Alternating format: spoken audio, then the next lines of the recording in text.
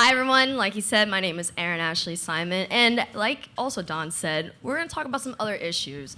The issues for this panel that we're going to be discussing is women and gender equality, and also a little bit about diversity and inclusion when it comes to sports, whether it's business, athletics, and et cetera. We've seen so many conversations, even from the U.S. women's national team when it came to the gender wage pay gap. And then there's also some things on the business side that we've seen as well. And we have a very diverse group on this panel. So the first thing that we're going to start off with is introducing ourselves. I'd like to, have that little moment for us to all talk about what we do. And then also, my thing is I want to ask you guys, what is one thing that you love about the sports industry, or just sports in general? So I'll start off. My name is Erin Ashley Simon, once again. I'm one of the co-hosts for Cheddar Esports. It's a gaming and esports show that's on the Cheddar Network. And we talk about all sorts of things within the gaming industry, everything from sexism, esports leagues, and so forth. And what I love about sports is I feel like, as someone who used to play soccer at the University of Kentucky, sports, I feel like, sets the foundation for the rest of your life. It really sets the foundation for business. It really sets the foundation for the workforce. It really sets certain intangibles and principles that you can take anywhere that you want to go after you're done. So that's why I really love sports. Cool, thanks, Erin. My name is Shaina Wiel. I'm the CEO and founder of Minorities in Sports Business Network, which is a national organization of over 1,000 professionals of color in the sports industry. We just started as a group chat with like about 10 people that I worked with in the past, a few of my homies, and here we are as like a full organization now. I've worked in the sports industry for about 10 years. I've worked everywhere from your ESPNs to your NBA teams to moonlighting as NFL brand manager, working with a few NFL guys, to like working on the agency side. So I've kind of been everywhere and have a really diverse background of experience. One thing I love about sports is its ability to kind of like bring everything together. And that's super cliche to, talk about sports being that kumbaya moment. But if you look especially at platforms like Twitter, and whenever something crazy happens, the way that you can really get people from all different backgrounds, just different levels and walks of life to come together and just talk about one topic, it's insane to me. So that's what I love the most. Hi, I'm Jessica Berman. Today is actually my first day on the job, my new job. Thank you. I'm happy to be here with you all and not in the office, so that's a good first day. I am the Deputy Commissioner of the National Lacrosse League. I'll have to get used to saying that. I spent the last 13 years at the NHL and most recently building a lot of their culture and growth strategies focused specifically on diversity and inclusion. My new role, I'll be responsible for essentially anything and everything related to the growth of the National Lacrosse League, and I have a legal background as well, so I'll be responsible for all their legal matters, marketing, branding, storytelling, content creation, as well as working with our teams to help them to build capacity and relevance in their local markets. What I love about sports, and it's not so different from what you shared, it's the reason I've always worked in sports, is its ability to bring communities together. And I've actually, as the announcement came out from me taking this new role, I've had to tell the story a couple of times this week, but I'll just share a really brief version, which is that I had a moment where I attended actually a hockey game, an Islander game, and I grew up in Brooklyn, which is a melting pot of the world, where I was actually the minority, and most of my friends didn't look like me. And as I learned about how unique that is in our world, I always sought out experiences, in-person experiences that really emphasize that moment and provided opportunities to share that moment with people who are different from you, because as you go on in your life, I think even people who are conscious of diversity and inclusion tend to find themselves in communities of people who look and act like them, which I don't think brings out the best in all of us. So I really love sports because it really forces people outside their comfort zone. Hi, everyone. I'm Joanna Lohman, also known as the Rainbow Warrior. I always say that my hair walks in and I walk in 3 minutes later, but I'm totally cool with that.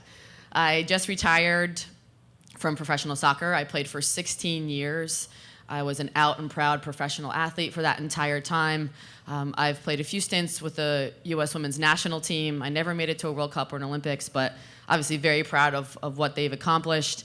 And I've used sport my whole life as an avenue to break down barriers. And I think that's what I love about sport, especially soccer. Soccer really is the global sport, and it's a universal language. And in 2 weeks, I'll be heading to Nigeria. This will be the 4th year in a row I'll be heading to Africa, using sport as a vehicle for social change. So it's incredible that I'm able to walk over a line and, all sort of, norms are broken down: race, religion, gender, socioeconomic, and I'm playing on the same field as a young woman from Nigeria in the village. And it's an honor for me to be here, and I'm excited to have these conversations today. Hi, I'm Alex Rigsby, now Alex Rigsby Cavallini. I'm a goaltender on the U.S. women's national team for hockey. So been playing hockey for about 22 years of my life. So hockey and athletics has been a big part of who I am and kind of where I've ended up in this crazy life of mine. And I think what's so cool about sport is it just provides those opportunities. It provides your opportunities for, getting an education and, being surrounded by incredible people on a daily basis and people that you get to call, your family and teammates and friends. And I've been so fortunate to be a part of this national team and, being a part of such an empowering group of women. And we're, out fighting for equitable treatment and creating a new sustainable league. And so it's been a really incredible journey to be, be able to have this platform, especially at this high level where you are able to have a voice and bring along others and speak on topics that, not others are able to speak on all the time. So, it's been a great couple of years of my teammates and I fighting for what we believe in. Awesome. I love how you guys all have different backgrounds, different experiences, but we all have a commonality when it comes to loving sports and loving what it brings to the table. But with the good side, and we start off on the positive note, there's also some things that still need to be addressed and still need to be spoken up about, and that is the disparities when it comes to gender equality and women equality within sports. So I want to ask you guys, we can start down with you, Alex, first. What does women equality and gender equality look like to you?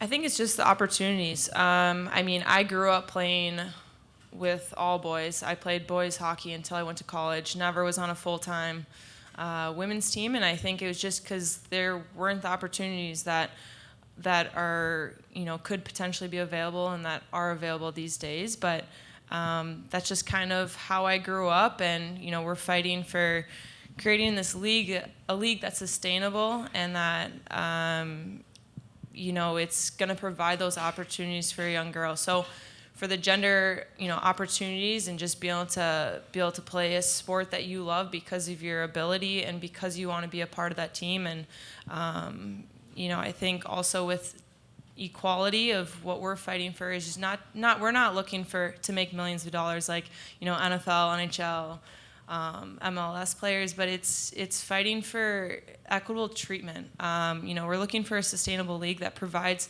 insurance. We get sock tape, equipment, just basic things that you need to do to be able to perform at your highest level. And so looking for kind of those resources and those allies that can come in and help us out and provide those different opportunities and different resources that is so obvious for any other, male counterpart of ours. And, you kind of say those things out loud and it's kind of like, wait, you're not getting sock tape?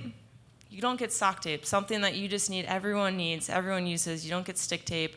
Such basic things that we're not given. So, we're trying to create a different league. The leagues that we've been kind of with for the past, so many years, they're not sustainable at this point. And, we believe that we deserve better. And my teammates and I at USA Hockey, we created that kind of equal pay, not equal pay. We fought for more equal resources. And so now that we have a livable wage, we weren't earning that before. I played for a league last year in Canada. It was making $2,000 Canadian. So it's pretty crazy when you really take a step back and look at that. But we're just really looking for the resources and the support that we think that we can take our game to the next level. Yeah, I think that's a great answer. It comes from equal opportunity and equitable investment in resources. Similar to Alex, playing professional soccer, I made $19,000 a year.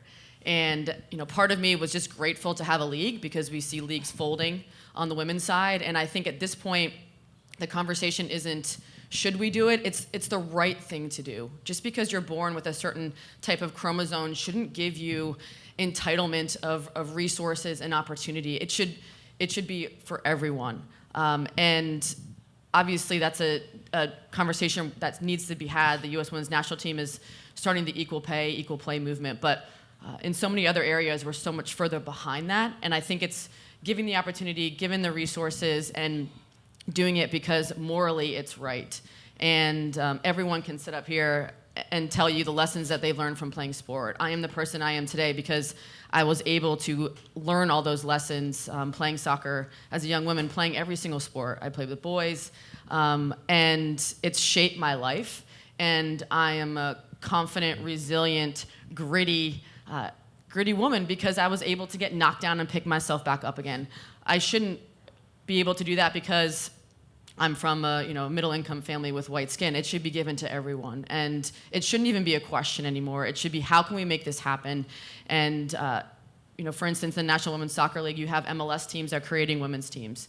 I think we need to start seeing the men's leagues going out on taking this under their wing and creating women's sides to their men's programs. Again, because it's the right thing to do. Are you going to make money? Probably not, especially in the first few years, but it's the right thing to do to give women an equal opportunity, equal access to the sport.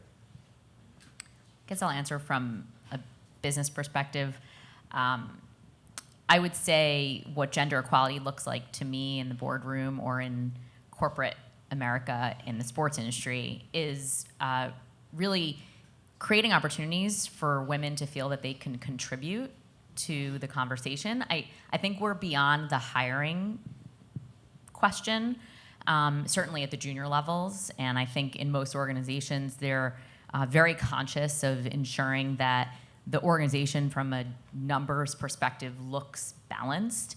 I think it's much more nuanced than that, and I think what gender equality looks like to me in 2019 and beyond is really ensuring that people are conscious of giving women an opportunity to have a voice in the conversation and feel that their contribution matters and that their different perspective is actually welcome.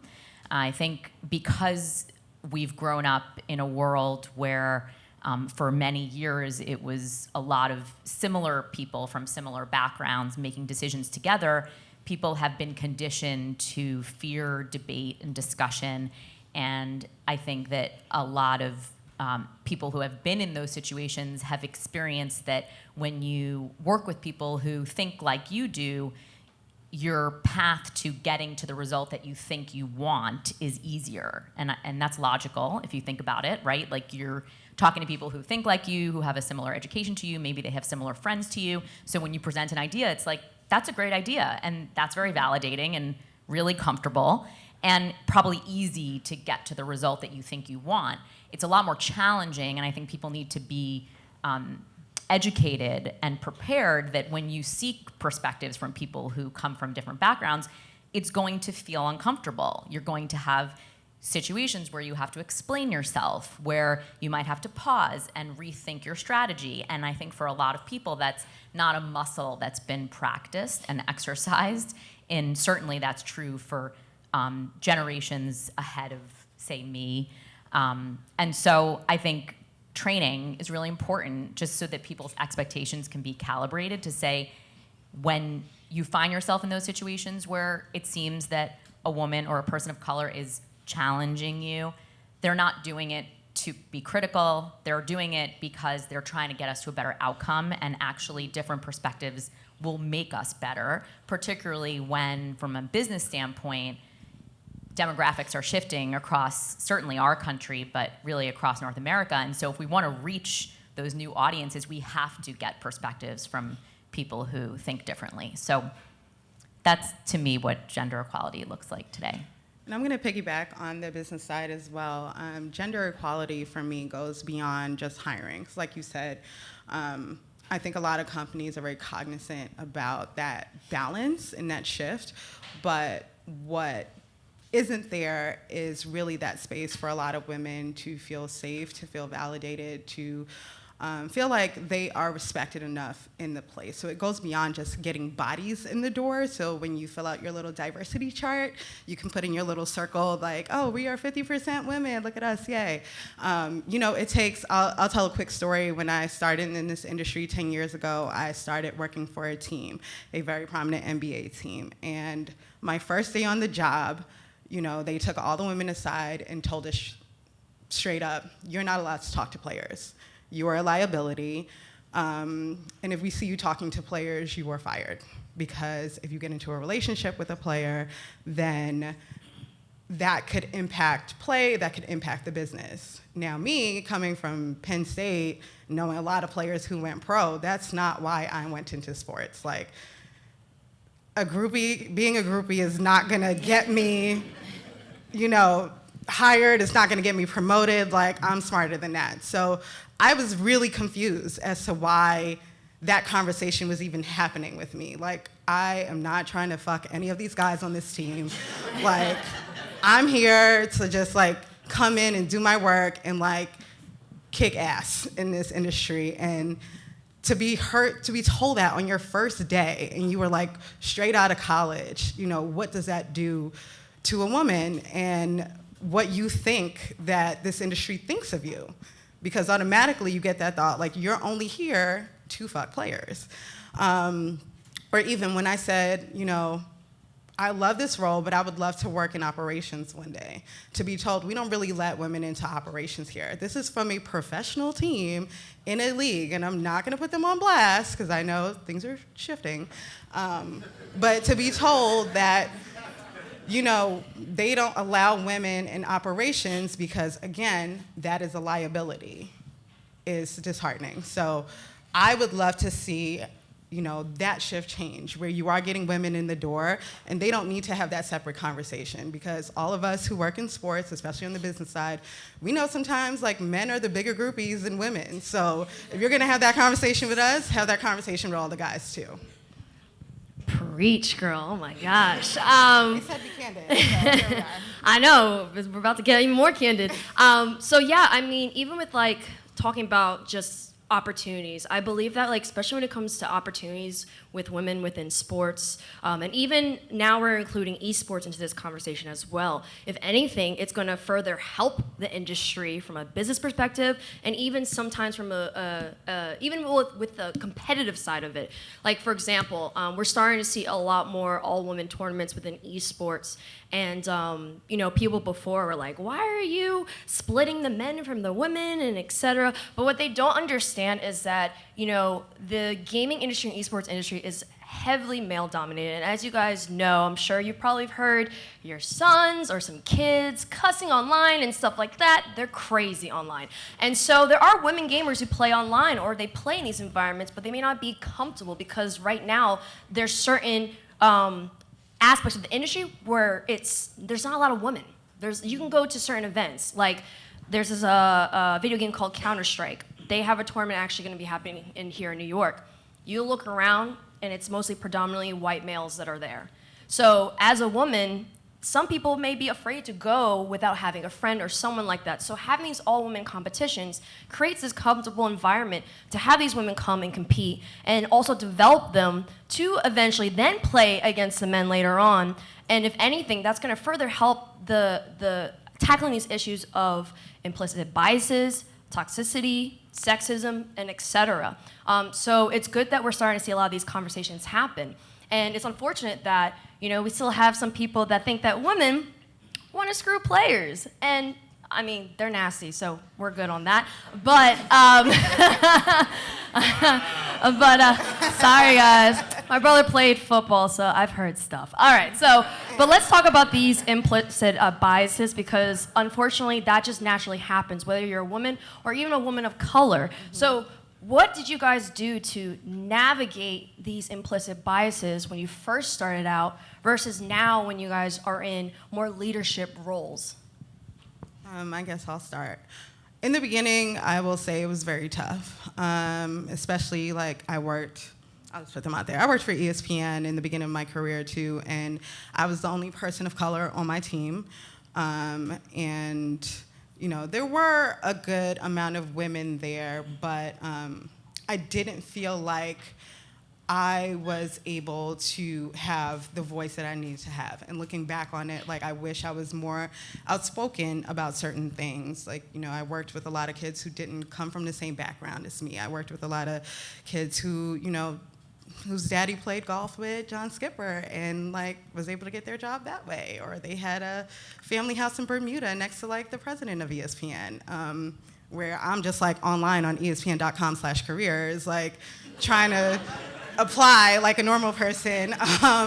So I wish I would have been more vocal back then. So I make it a point now that in any role that I'm in or any room that I'm in, or if I'm working with anyone, that I am vocal about how I feel about certain things, especially if it's something that could impact the business.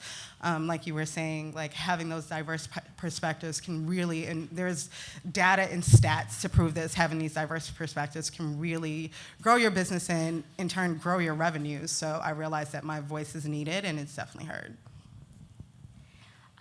Well, I'll start with where I'm at this point in my career, and I won't say that I can't do better. I think we can all do better.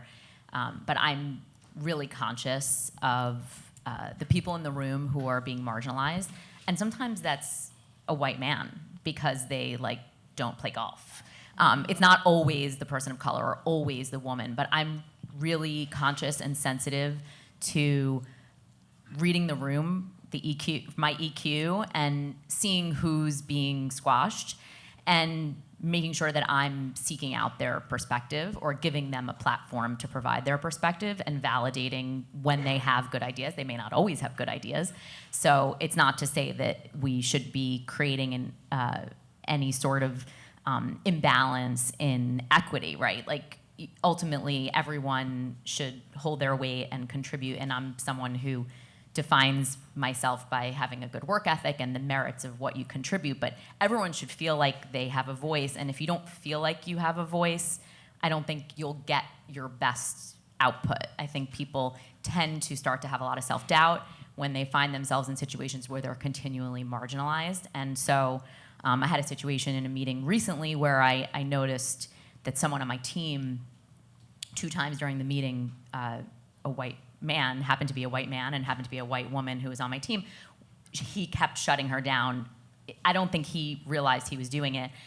He just kept cutting her off, like every time she spoke, and she was also junior. So she's a woman, she's junior, he's senior. There's all these different dynamics that go on in the workplace. And I just said, you know, no disrespect, but second time I have to just ask you to let her finish her sentence so that we could even know whether what she's contributing is helpful to the conversation, like, because she had stopped talking for like 15 minutes after that, and I'm sure in her head she's like, well, he probably thinks what I said was stupid, and maybe next time I shouldn't say anything, and I think for women in particular that happens, right, where we get in our, well, at least I'll speak for myself, I get in my head and start to think, well, maybe I shouldn't have said it that way, or maybe it was my approach, or is there something I could do differently? Because we tend to, I think, take a lot of ownership of that. But sometimes it's really not about you. And so I took the time to talk to her afterwards. You can't always do that and be so aware of those dynamics, because I found I was paying attention more to that than what I needed to say in the meeting. But I really try to be conscious of that. And I think early in my career, I had a more fear of my own right to be in the room, that I didn't feel safe to use my platform, as you said. So I try to make up for that when I can. Yeah, it's great to hear the business side of it. Obviously, we speak from more of the athletic and on-the-field side. I would love to touch on, you know, sexism, bias when it comes to homophobia in sport. and how these restrictive boxes that we force each other into are really destructive. There's not currently a single male athlete in a team sport, top 3 team sport, that's out. Also, too, from a female perspective, I think you're fighting the opposite stereotype that every single female athlete is a lesbian. And both of those are very, very dangerous assumptions to make. Clearly, there is a gay man in a top 3 team sport that exists and lives and breathes, but there's no one there to make him feel safe or supportive. I think when we talked about speaking up and out about CBD, you need allies, you need people who are willing to really blaze that trail. Luckily, we're all sitting up here today because we had women before us who blazed that trail. And we continue to do it. We're all pioneers up here also, willing to risk criticism, incredible amount of resistance to be exactly who we are. And it's disappointing that we have to face that resistance, but I always think I'm doing the right thing, right? If people are pushing back at me, if people are saying homophobic things to me or discriminating against me, then I am making someone else feel uncomfortable. And that's, I think, what all of us have to take on, a responsibility to push these conversations, to push each other to be better people, more inclusive, more diverse. And it's so important to have people who are speaking who live it. And then it's so important for people who are allies to stand up for them, to say, you're okay, we are okay. You don't have to be a certain type of person to play a sport. You come from a variety of backgrounds, and that's what brings, teamwork together, and that's what makes us a better society, is when we have these diverse voices and these diverse backgrounds. So I think part of it is being willing to stick your neck out and facing criticism, and for some people that means losing their career, and for others that just means facing a bit more criticism and resistance. I don't know how to top that. That's pretty good. So for me, finding my voice and stuff, like I said, I played boys hockey growing up, and I found myself always, I don't want to say quiet, but I was always, working my butt off to prove that I deserved to be there. Every single team, I had to start over and earn that respect, prove that I deserved to be there, not because I was a girl, but because of my ability. And so for me, I think that really brought on an edge that sport provided me. I'm the most competitive person. I work my butt off to make every single team, and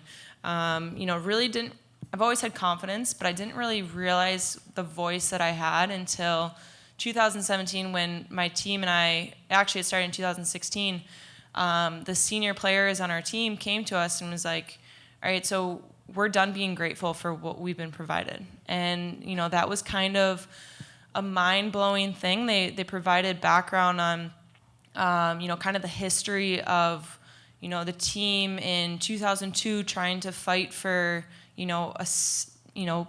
better treatment. And that was at the same time that U.S. Soccer was doing the same exact thing. And, as a young player at the time on the team, I had no idea that was ever a thing. And you look at where U.S. Soccer is today, they're, 12, 13 years ahead of where we want to be, because a team like U.S. Soccer, they stood their ground, stood up for what they believed in, and made those moves to make it happen, to improve the sport of soccer and improve the next generation of athletes. And so, for me, that was the first time where I'm like, wow, I'm part of the national team. Like, I actually have a voice. I mean, I think it's made a difference too with social media. I kind of, grew up with new trends coming up with social media. Twitter was introduced around when I was in college, and then Instagram came out. And so I think with having those social platforms, it really makes a difference, is to be able to share your story, have a voice. And we ended up having that equitable treatment in 2017, and it was a huge movement for us. And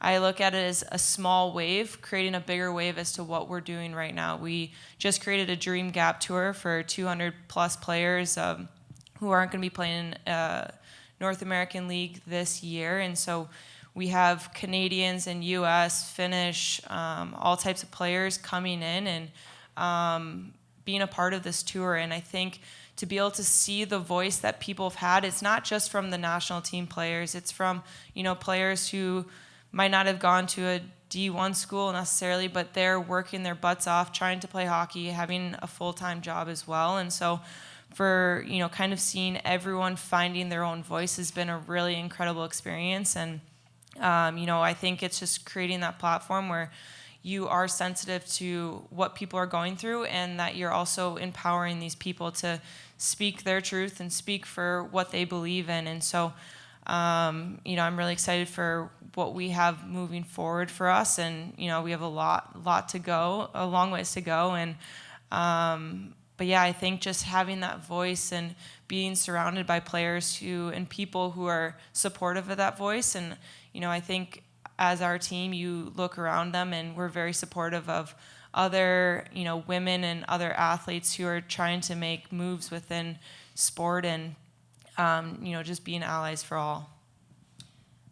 Yeah, it's a very interesting dynamic when you speak about utilizing your voice and also knowing how to navigate within these implicit biases. For me, as someone who started out in my career being behind the scenes, it was kind of one of those things where the sense of fear, where it's like, I want to speak up, but I fear losing my job, I fear X, Y, and Z. But it was kind of like a turning point for me when I went from working behind the scenes and now being in front of a camera. Now that I'm in front of a camera, it doesn't matter what I do. Someone's going to criticize me or not like me for no reason. So now I'm at a point where I'm like, you know what? Psh, I'm going to say whatever I want because you're not going to like me anyway, just for whatever reason. And I think that having that dynamic shift kind of helped me with understanding the platform that I have and utilizing my voice. I'm one of the very few. There's not that many black women within the media esports space right now. So, I always think of it like, dang, like if Serena Williams is one of the greatest athletes, and I'm not even saying women athletes of all time is getting criticism all the time, then, there are going to be occasions where we ourselves are going to have to take some of that criticism in order to pave the way for those behind us, because others did that for us, so we need to do the same as well. And I always joke and laugh because I work with a lot of men, and I always laugh because whenever I tell them I'm Puerto Rican, they like hit the deck. They're like, "Oh, she's crazy," and they go hit the deck. Which is, I always joke about it because we're known as being fiery and feisty, but that's actually interesting that there are those biases that come with being a woman or being a black woman or being a woman who's also black and Puerto Rican. And so my question to you guys is, how do you balance the individual actions of, whether it is helping a junior staff member speak up more or speaking up for your team versus pushing the organization as a whole for further change?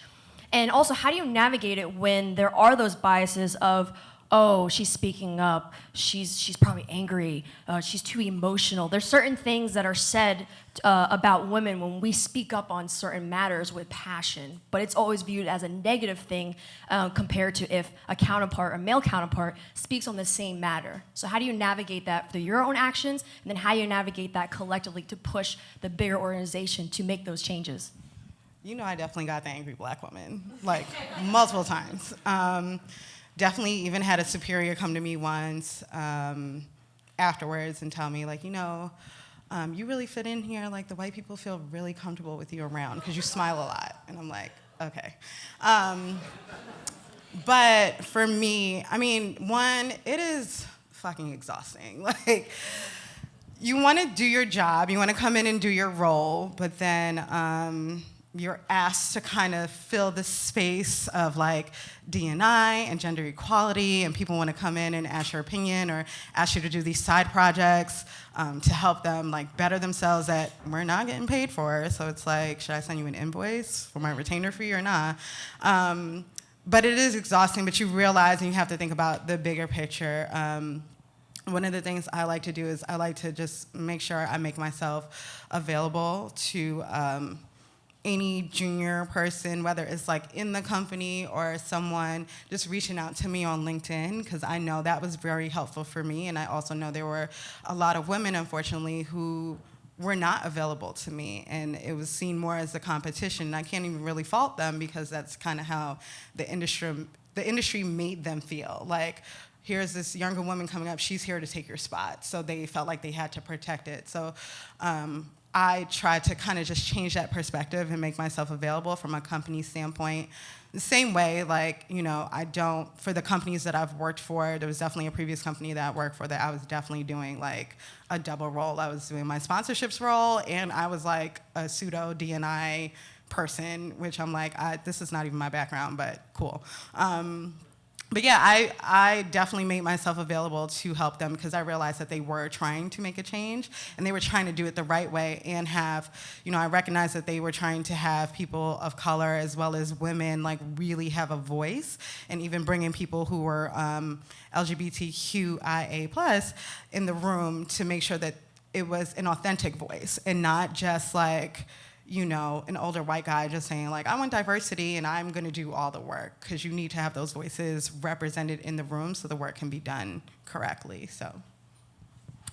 I would say, like, from an individual perspective, and again, I've gotten better at this with age and confidence, to be less of a conformist, if that makes sense. Like, I remember working for the teams at the University of Michigan. I was the manager for the football team and the hockey team and the baseball team, and I kept stats and I did all the media notes and was responsible for all the PR. And I remember being really conscious of how I dressed. I remember being super conscious, and a lot of the players who are on that hockey team who now or have since played in the NHL and I've been in touch with, they laugh at how I wouldn't speak to them outside of the hockey rink, because I was like, oh God, if the coach sees me, like he may not want me to work for the team. I don't want him to think I'm here for that reason. Sometimes it was said, sometimes it was implied, like why are, the looks that you would get. So I tried to just kind of tone down my feminine qualities.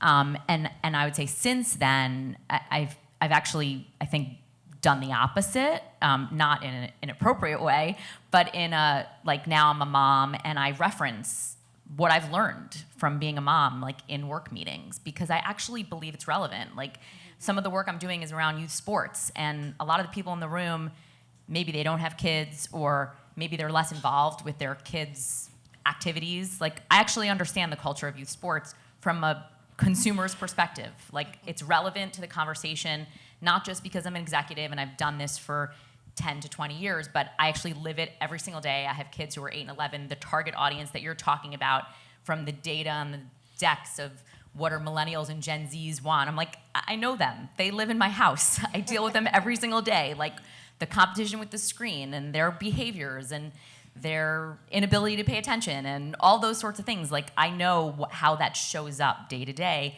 And again, I think it comes with age, confidence, perspective. But I own it and I say it. I give voice to it in terms of why I feel like it's relevant. And what I've noticed is there's actually white men, older white men, who are now doing that too. And I'm like, oh, this is really good. Like, I could actually, just by modeling the behavior that I think matters, because when you show up at work, I think there's some line of thinking that you're showing up as like an executive, as if that's like just one dimension of who you're bringing to the table. Well, we're all being hired because we do other things. Like, I run, I'm a parent, I'm a friend, I'm a daughter, I am all these other things that really bring a holistic perspective to what I'm doing at work. And I think by giving voice to that, I've seen shifts in like microcultures of groups that I've worked in that has been really good, I think, for everybody. And actually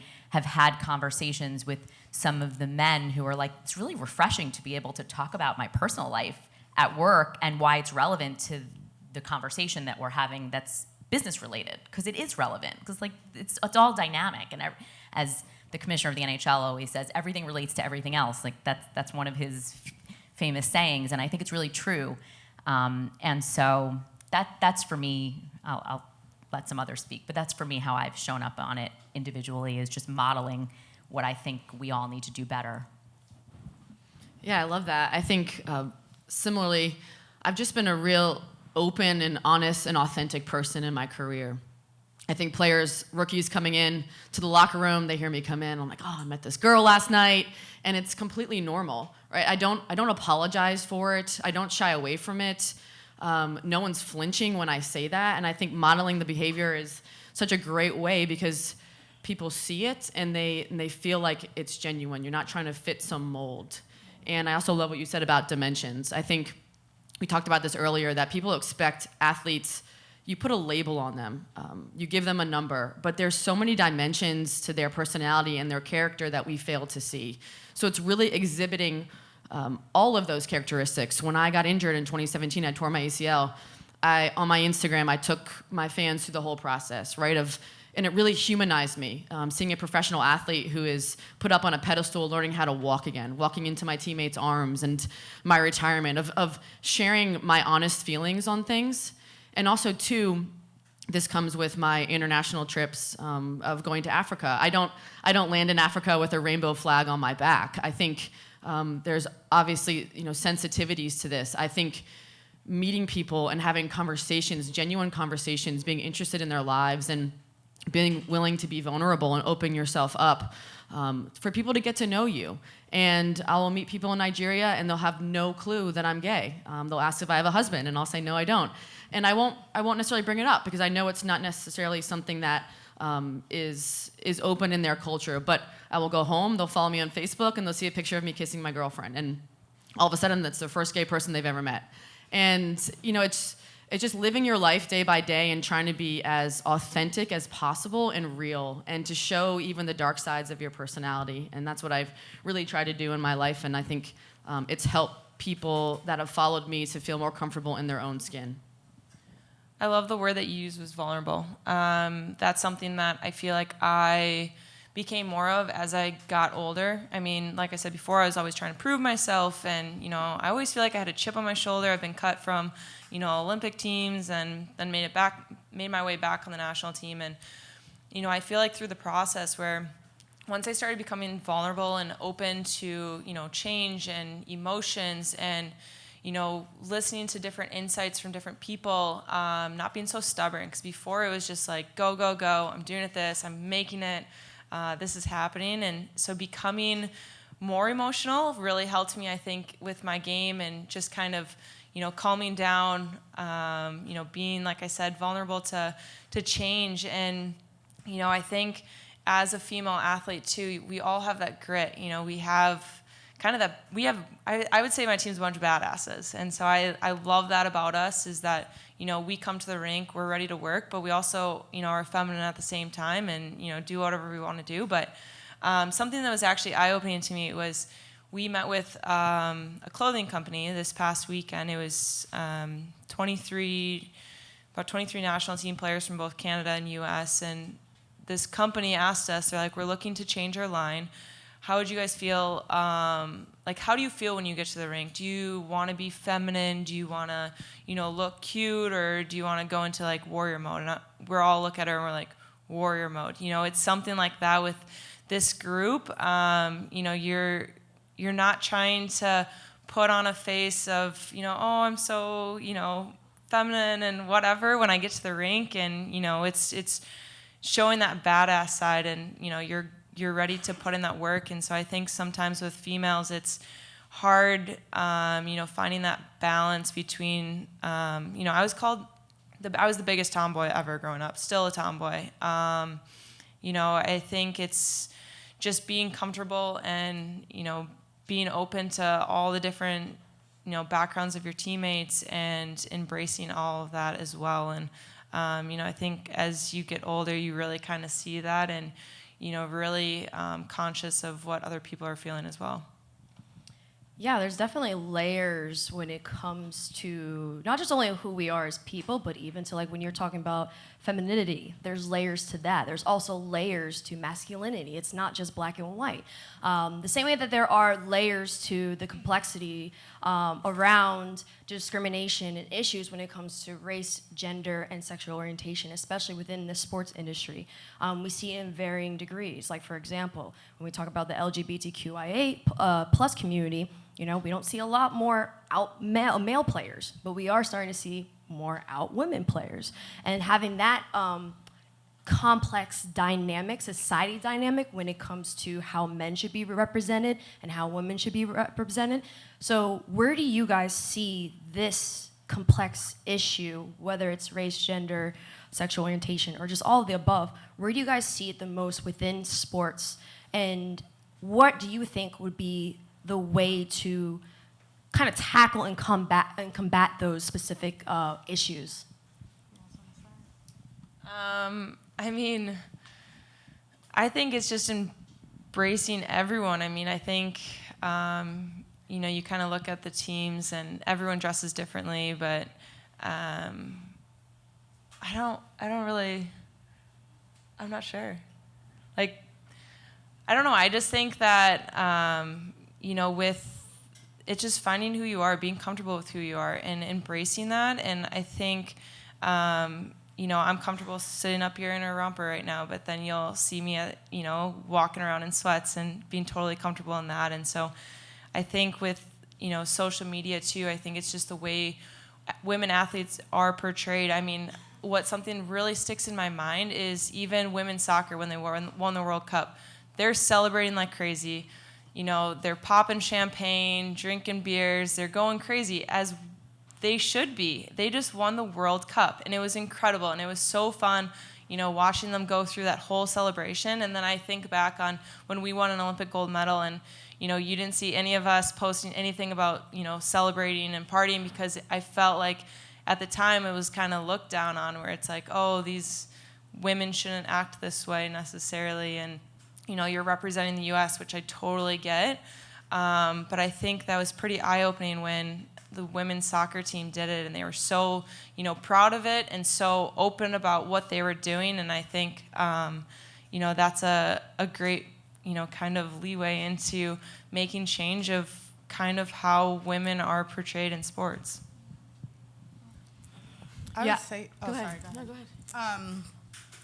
Also, just coming from a business perspective and working in sponsorships, there's just so much money being left on the table when you look at things one-dimensionally. I was working on sponsorships for, you know, NBPA during All-Star Weekend, and I remember the team that was working on it originally, like, they were literally only looking at, like, certain brands that fit a certain audience, that fit a certain dynamic, and that was it. And here I came in and started looking at, like, women's hair care brands, because who else is there with a lot of these players during All-Star Weekend? Their wives, their girlfriends, their moms, their kids. It's a weekend for them. So why are we not looking at other brands outside of our traditional, like, Nike and men's care brands or whatever? And they ended up bringing in so much more sponsorship dollars because someone thought outside of the box. Wow, go figure. So I think that's, like, for me, just coming from the business side, that's definitely one of the things I think about, is, like, thinking outside of the box. And also when you're bringing in these other voices in the room, especially what you were saying earlier about having, like, the same people in the room who all come from the same background, and they're just thinking about the same things. It's not necessarily challenging what you're bringing to the table. It's just enhancing it and bringing something else. I think, you know, it's a very complex question, and part of it is breaking the binary, right? Of a man is like this and a woman is like this. A woman can't play sports, she can't work in sports, she can't talk about sports, and realizing that biologically and, you know, identity-wise, we're all on the spectrum. I'm sure a lot of you guys know Wade Davis, former NFL player who's now out, and he said homophobia stems from sexism. And it's because we stick a certain label on a gay man, and there's no way a gay man can be also an athlete because he's feminine, and it's really destructive. And I think, you know, breaking that binary would benefit us all, because really no one is on the opposite ends of the spectrum. We're all somewhere in the middle. And also too, we haven't even touched on trans athletes in sports, and many of you may have heard of Caster Semenya. There was a long trial. She's a South African runner, and that just speaks to biologically we're on a spectrum. So it's so hard to define us. So why are we trying so hard to put us into these labels? So that's something that I've tried to use my career with as an androgynous, you know, gay professional athlete, is trying to break that binary and show that we are all so different along this spectrum. The only other thing I would add, echo everything that everybody said, is that even for us who consider ourselves to be progressive and inclusive and aware and sensitive to these issues, we all carry unconscious bias. Like every single person in this room, you can be the head of the ACLU and you have unconscious bias. We all have unconscious bias because even if you're progressive and inclusive in the way that you seek out people from different backgrounds, you still ultimately like retreat to your community at the end of the day.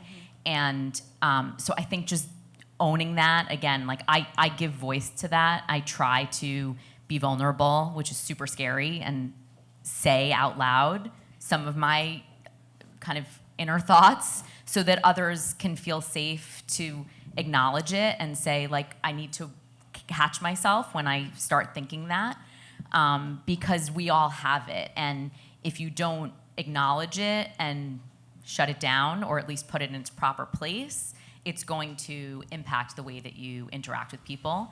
And I think we'd all rather be intentional as opposed to unintentional in the way that we're approaching our life. So that self-awareness and acknowledgement, I think, is really important. And again, as we all become leaders as opposed to people who are kind of breaking in, and have a platform to influence how others approach their life, I think that's super important, just to say out loud when we can, when the time is right, when there's opportunity to kind of help others to know that it's normal. It's normal to have unconscious bias. We all have it. And it's okay. Yeah. There's no judgment. There's no Right. judgment. Yeah. And I actually think I'm a really good person, but I have unconscious bias. And maybe no one in my family is gay. Maybe there's no one in my family when I was growing up that I interacted with, and that somehow impacts the way that I think about things. But do I make an effort to break down those barriers and make sure that I talk to people who come from and have that experience and educate myself so that I'm aware of what they're going through and what their experience is? Absolutely. Like that, I think we all have a duty to do that if we want to be better and live a more inclusive life. Yeah, and kind of going off of what you're saying about how we all have these unconscious biases, I think the one thing that, obviously it's so important for people to speak up on these issues, but I think it's even so much more important, and there's so much power behind listening for the purpose of understanding. And I feel like a lot of times, especially when you're having conversations with people, that does not happen. And you would realize that those that you may find that you have so much not in common, at the end of the day, there's certain core things that we all have similarities with. That's something that I've learned when I went to Kentucky. I grew up in New Jersey. My mom's from Brooklyn. I was always around diverse areas. And then when I went over to Kentucky to play there, I went to school with kids who've never met a black person in real life until college. Like, I know, that blows my mind too, but they didn't. And so I had to take a step back and understand the difference between what I say is ignorance and racism. Because sometimes it's a fine line, but there actually is a difference. There are some people who may say things or ask questions because they just do not have that experience. They do not have the experience of meeting someone who's different. Then there are those who just don't like me because I'm black. But understanding and actually listening to them and understanding that and taking the time to, if it's someone who is does not have that experience, taking the time to educate them, to talk to them. I've had people ask me oh, wait, so you don't just date black men. You actually date outside? And I'm like, yeah. But there are people who've learned that he's like, no, you must only date, if you're black, you should only date black in Kentucky, and if you're white, you should only date white. So I think that another way that we can start tackling these issues is really just focusing more so on listening and understanding, and really, whether we agree or disagree with what they're saying, there are ways that we can have that sense of understanding that will take us to the goal of fixing whatever the issue is, whatever the ignorance is, the best way that we can. So there's so much power in listening, especially in this world with social media where everyone wants to get out their opinion. Sometimes you got to step back and just evaluate what they say, and try to come to some sort of understanding, even if you don't agree with it. So we're gonna open this up for you guys to ask anyone on the panel questions. Feel free to ask anything. They had so many amazing answers, so candid, so open and honest. So please feel free to ask us any questions. Yes? I was going to try. Thank you, guys. My question is for other women in the workplace that are being supervised by another female or have female colleagues, how do you deal with the competition? And we talked a little bit about this, and the idea of instead of women empowering women, they often knock them down because it is that competitiveness in the sports industry where everybody kind of wants to be noticed. So you have women kind of not doing other women well. How do you all handle that? And yeah.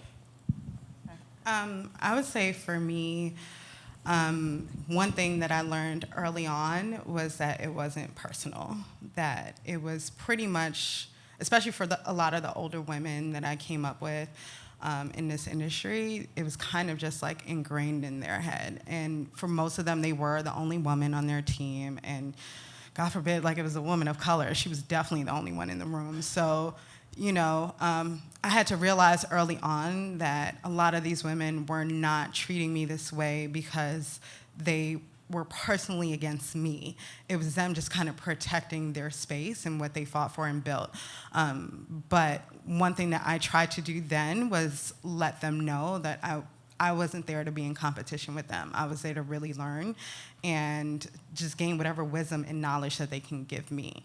And now that I'm in more senior positions, I am very cognizant of that and how I speak to more junior people and the time that I make for a lot more especially junior women, and making sure that, even if they don't feel comfortable like speaking in the office, like let's go out for a cocktail, let's go out for a drink, where we're kind of just like building down these walls and letting them know that I'm an ally and that I'm here to, just give them a safe space where they can come and they can be open with me, and we can kind of just come to a conclusion together.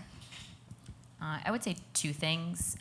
First, kind of goes back to some of the themes we were talking about earlier, modeling the behavior you want to see. So no matter where you are on the totem pole, like I don't care if you're an administrative assistant, you can create a culture, a microculture, where you're pumping up other women, where you're acknowledging and supporting women who are above or below you. Like I don't think it has to be hierarchical, and that tends to be infectious, right? Because I think when people are like, oh, she's like giving me props in this meeting, like maybe she's more junior than me, it doesn't matter. Like we're all human, right? Like I always, this is really dumb and very vulnerable for me to share, that my pastime when I'm on vacation is to read Us Weekly, and I read They're Just Like Us. Like I always think about that when I'm in a situation where, let's say there's a super senior woman who I'm trying to like get to be more inclusive with me and see me as an ally, and I'm like, well, I'm more junior than her, but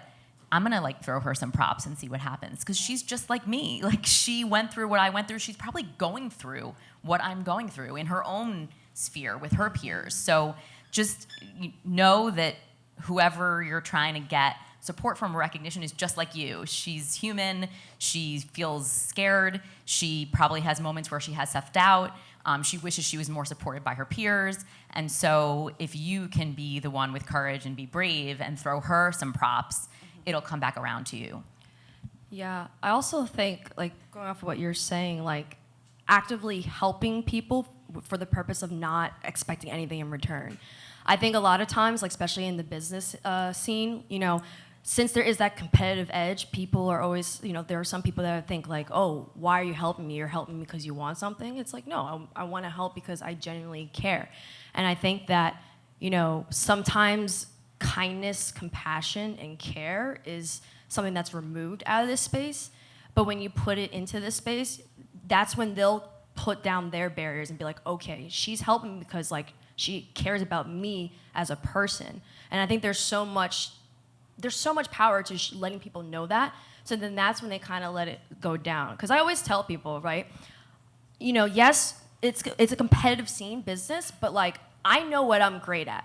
Like I know what my skill sets are. I know what I'm amazing at. And there's no one that can do it the way that I can, because I'm me at the end of the day. So I will not look at you as a threat. I will actually look at you as someone that I can build with and grow with, because at the end of the day, if we all grow together, we're all gonna win together. If we're fighting against each other, then we're not gonna grow together. So I think that sometimes just even actively extending a hand and genuinely helping someone without even expecting anything in return goes a long way with breaking down those barriers.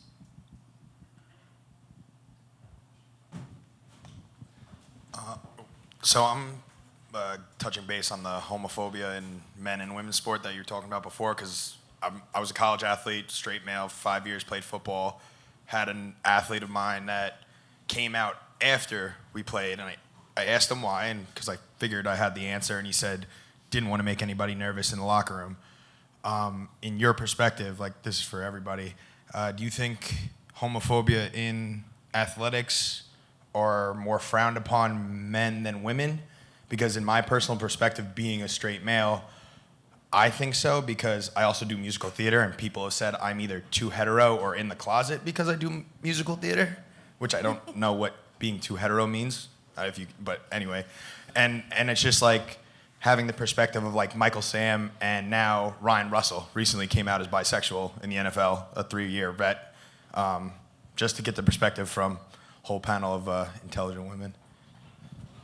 Yeah, I'd say for sure it's much less supported in men's sports than women's, and I think it comes down to what we talked about, what Wade Davis says, that homophobia comes from sexism, and a gay man does not fit the stereotype of a masculine, macho dude, and that goes against everyone's perspective of what a man should be. So they're not just fighting the locker room bias, the sponsorship bias of potentially, not getting the sponsorships that they want, but they're also fighting societal perspective of what a man should look like.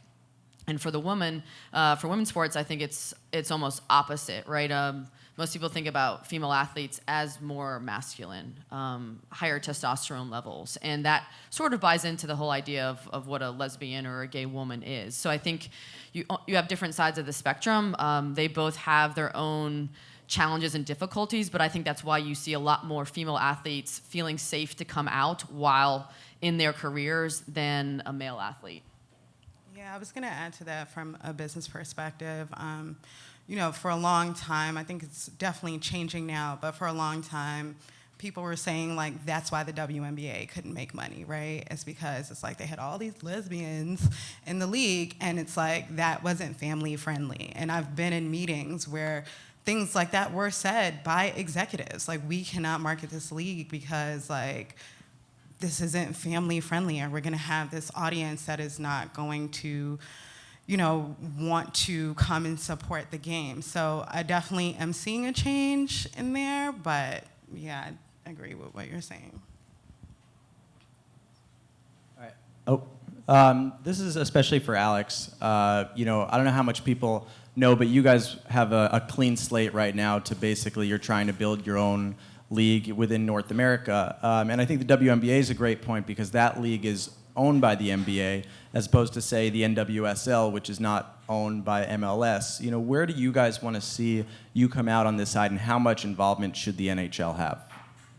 Honestly, right now, we're just looking for someone who is seeing what we're seeing and wants to create that future for women's hockey. Whoever that partner is, we're going to make sure it's the right partner because, we've dealt with a couple leagues in the past that have, the league I played on last year folded. I think we're to the point now where, like I said earlier, we're done being grateful. We're looking for someone who is willing to invest in us.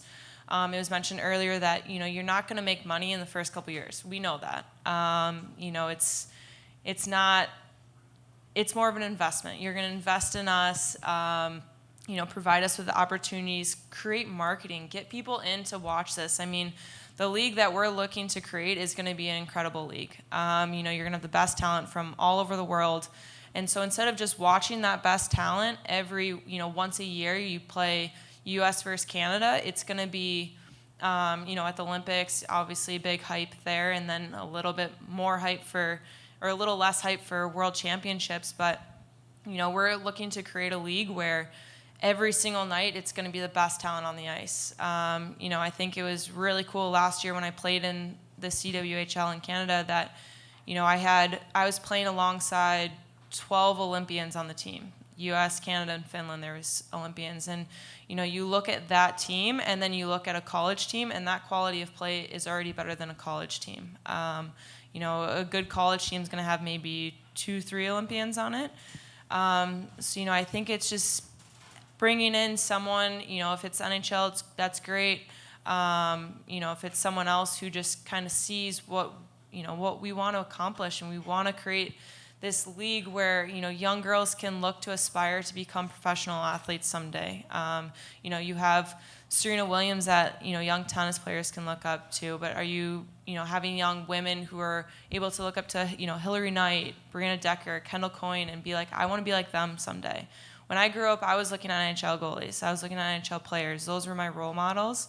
And so for us, we want to create, a professional league that young girls can look up to and be like, I want to do that someday. I don't have to choose when I'm done with college. I don't have to choose if I want to pay rent, or if I can, continue to play hockey and follow my dreams and, continue my passion. So, just looking for the right sponsor and right partner to come along for us. Hi, this is an overall question so the question I have is for women that are graduating college. I played soccer in college as well, and I played a little bit afterwards. We have to make a decision that we need to get a job because we need to make money, right? So that's not there. Are there tax credits or credits to individuals that would want to invest in a women-owned company that would then maybe flush them with cash in some capacity that would then, give you guys the opportunity to, be on different channels on TV or have different marketing opportunities because now there's a larger budget behind you guys? And then also the talent pool would be so much more because you'd be able to invest and pay people so they wouldn't have to have 3 other jobs and they could really spend their time focusing on their sport. What are any programs that are out there for people that are investing in women in sports so we can change that pay gap? The Women's Sports Foundation is an incredible foundation that provides a lot of opportunities for women in sports. And so we've been really lucky to have Billie Jean King on our side for our Dream Gap Tour. We're looking for people to provide sponsorship opportunities for us to get, ice time, jerseys, get games. And so we have this tour this year where we're going to be playing in different cities where, we're playing alongside Canadians, we're playing alongside, our U.S. teammates and other players. And so for us to have support from, the Women's Sports Foundation, it's been absolutely incredible. I mean, to have Billie Jean King, who's an absolute icon in women's sports, and so to have her support and have her kind of, helping lead charge in this whole thing, I mean, they'd be a great resource to reach out to. I can help put you in contact with people for our Players Association that we just created. And so, I think that's what we're at. We're, willing to work with people who are seeing our vision and people who, want to grow women's athletics and create a bigger talent pool. So it'd be great to work with. And I would say really quickly too, definitely hiring the right talent on the league side. One thing that I've seen a lot is that a lot of these leagues are hiring either people who are looking at it as a stepping stone to get to the men's league, or just not hiring the right talent just to get people in the door. When you're hiring talent that knows the women's sports industry and knows, more importantly, how to sell women's sports and understands it and watches it and is a fan of it, you're definitely going to start seeing more revenue coming in. So stop looking at women's sports as just an add-on, but looking at it as the revenue generator that it could be.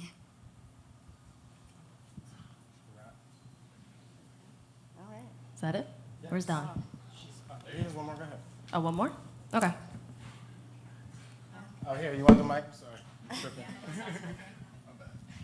So first thing, I just want to say thank you for telling your stories because this is so insightful and just helpful and relatable because I'm actually in the esports league and also a tournament player. So you guys are actually giving me so much inspiration and confidence. I thank you ladies so much. The one thing I just want to point out is that you guys were talking about the struggles and everything that you guys were going through. I actually want to hear one of your biggest accomplishments that you got from being in this industry. No more of this red flags and craziness. I want to hear some green. I want to hear some really good happening. Make me feel good going home tonight. My biggest accomplishment is I'm paving a way for especially women of color in the esports scene. Like I said, there's not that many black women who are the face of an esports and gaming show that's on cable TV. Like, there's not that many esports shows that are on TV. So I think that just being able to be in that position, even though with that position it does come with a lot of obstacles and challenges and stuff like that, but to be able to even say that, you know, I was able to do that and to pave a path for others, that honestly means the most to me. You know, there's been so many women, like even for my mom. My mom grew up in Bed-Stuy, not gentrified Bed-Stuy. I'm talking about Biggie Bed-Stuy. And so just to see her take things to the next level and raise me in New Jersey and what she had to go through, especially being a single mother, it really encouraged me to say, you know what, you know, I could be in a comfortable position, but being comfortable doesn't always get things done at the end of the day. And you have to be comfortable with being uncomfortable, because that's when progress happens. So I think for me, having my face, you know, it is great. You get opportunities. Like, I'm working with AT&T, and now I'm having a lot of brands coming to me, asking me, how do we get in esports and how do we cater what we're trying to do in esports to the Black and Latin community? And so I'm getting these opportunities, but with it, I am now having the ability to set things right and say, listen, not all Black people just play sports games.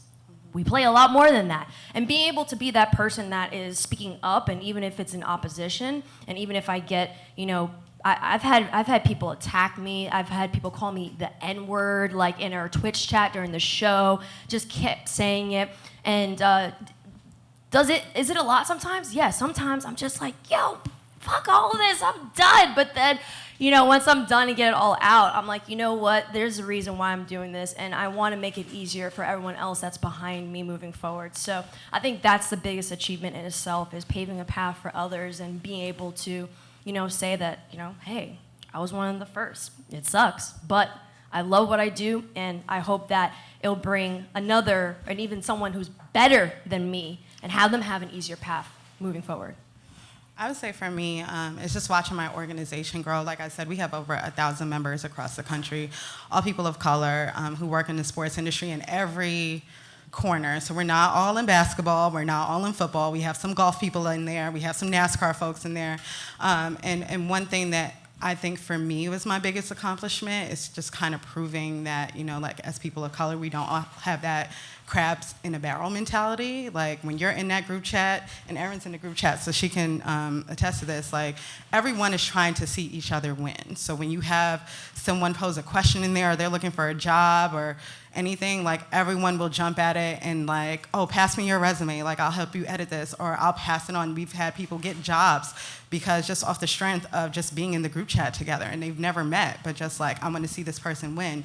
And I think for me, the biggest accomplishment are the college students that we work with. So we partner with 2 schools, the University of Missouri and UPenn, and we have official chapters on their campus for students who wanna get into the sports industry. And we do the spring networking trip where they'll go to a city. Last year was New York, this year was Atlanta, and they'll go visit companies. And for me, the first trip where we had the Mizzou students go to, you know, Nike and the NBA office, and they went to the WNBA draft.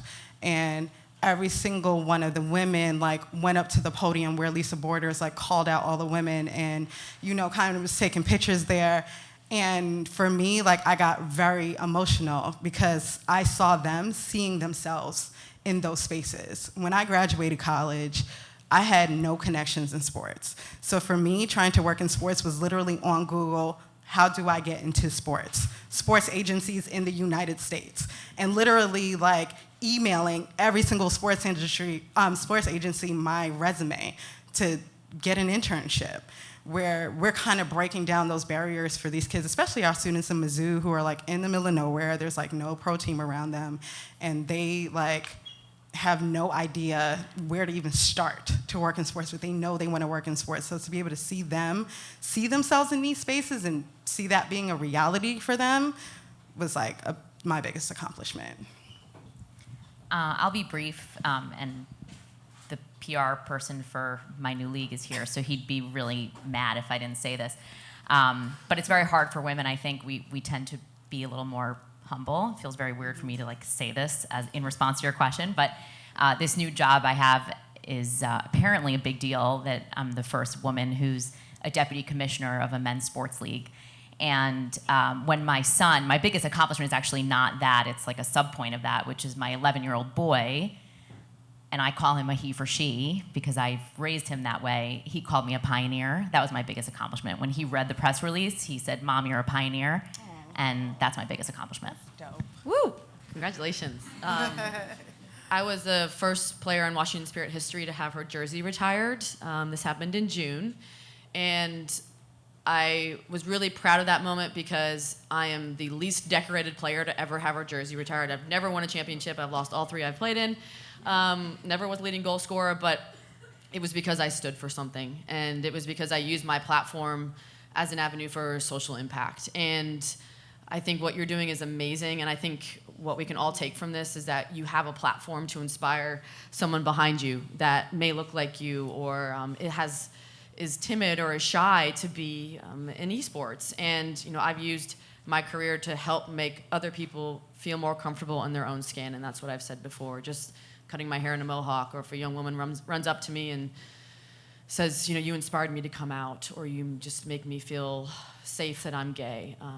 And that, I think, is the greatest part of my career, is that I made a difference.